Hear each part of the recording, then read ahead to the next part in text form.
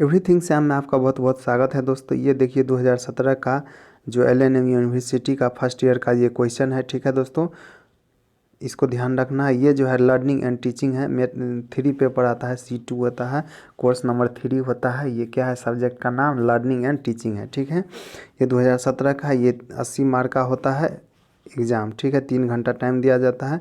इसमें 5 यूनिट है और प्रत्येक यूनिट से एक एक क्वेश्चन बनाना है और प्रत्येक यूनिट में जो है 2-2 क्वेश्चन दिया हुआ है, जिसमें से आपको एक एक क्वेश्चन बनाना है। ठीक है, तो पहला क्वेश्चन पहला यूनिट से जो पूछा हुआ है, कह रहा है अधिगम की प्रकृति की व्याख्या करने के लिए और अधिगम का एक प्रक्रिया वर्णन के रूप में एवं अधिगम का एक प्रतिफल के रूप में वर्णन करने के लिए बोल रहा है। ये क्वेश्चन कह रहा है आपको लिखने के लिए कि अधिगम की प्रकृति जो होती है उसकी व्याख्या कीजिए और अधिगम का एक प्रक्रिया जो है वर्णन के रूप में एवं अधिगम एक प्रतिफल के रूप में करें। ठीक है, दूसरा क्वेश्चन जो कह रहा है शिक्षण क्या है, शिक्षण के विभिन्न चरणों की व्याख्या करने के लिए कह रहा है। ये दूसरा क्वेश्चन हो गया।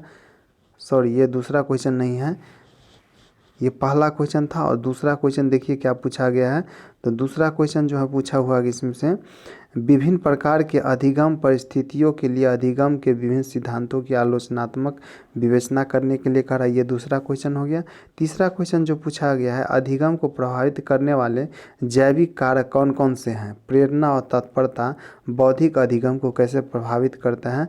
तो ये तीसरा क्वेश्चन हो गया। चौथा क्वेश्चन कह रहा है स्मरण क्या है, इसे कौन कौन से कारक प्रभावित करते हैं। स्मरण जो है वो क्या है, इसे कौन कौन सा कारक प्रभावित करते हैं। ठीक है, दूसरा क्वेश्चन दूसरा यूनिट से चौथा क्वेश्चन। तीसरा यूनिट से देख लीजिए क्या क्वेश्चन पूछा गया है। कह रहा है पांचवा क्वेश्चन जो है कह रहा है शिक्षण क्या है, शिक्षण के विभिन्न चरणों की व्याख्या करने के लिए कह रहा है। ये है पांचवा क्वेश्चन, शिक्षण क्या है, शिक्षण के विभिन्न चरणों की व्याख्या करने के लिए। 6 नंबर क्वेश्चन कह रहा है शिक्षण दक्षता से आप क्या समझते हैं, शिक्षण दक्षता के लिए कौन कौन से कौशल की आवश्यकता होती है। तो ये 6 नंबर क्वेश्चन हो गया। 7 नंबर जो पूछा गया है चौथा यूनिट से पाठ्य योजना की व्याख्या करें, इसके चरणों को विस्तार से लिखें। ठीक है, पाठ्य योजना की व्याख्या करें, इसके चरणों को विस्तार से लिखे शो कर रहा है। 8वां क्वेश्चन देख लीजिए शिक्षक की भूमिका व कार्य पर बहस अंतःक्रिया चरणों में समस्या आधारित अधिगम योजना आधारित अधिगम के विशेष संदर्भ में। ठीक है, तो ये कह रहा है